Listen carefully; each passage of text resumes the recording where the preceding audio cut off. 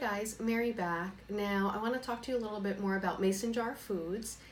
We always tell patients the two key things when you're watching your weight or changing how you're eating or wanting a healthy lifestyle is keeping a food diary, which of course we've talked about in the past, and meal prepping ahead of time.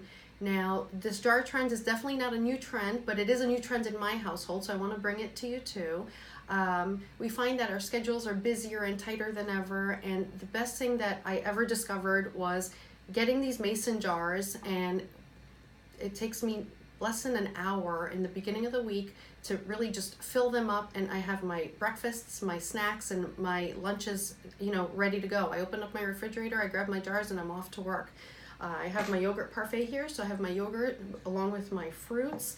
I have my healthy snack, which is hummus with a little bit of the seasoning that I love, which is everything but the bagel, along with some peppers and carrot sticks, and my salads. Sometimes they're lettuceless salads, which means I don't put lettuce in them. Sometimes they're the basic, like a Caesar or Greek salad. I have my chicken, I have my cheese, my fruits and my vegetables. You can add nuts in there.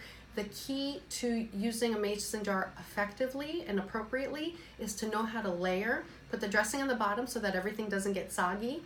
Put the vegetables that you're using on the bottom that aren't going to absorb so much of the dressing. And as you move up, it will be your more sensitive vegetables or foods. Pick up a book, any book that seems appealing to you, where you can get some great ideas. The possibilities are endless, but more importantly, you're going to find that this is the easiest thing that you ever incorporate into your lifestyle. So good luck, and I hope you enjoy it as much as I do.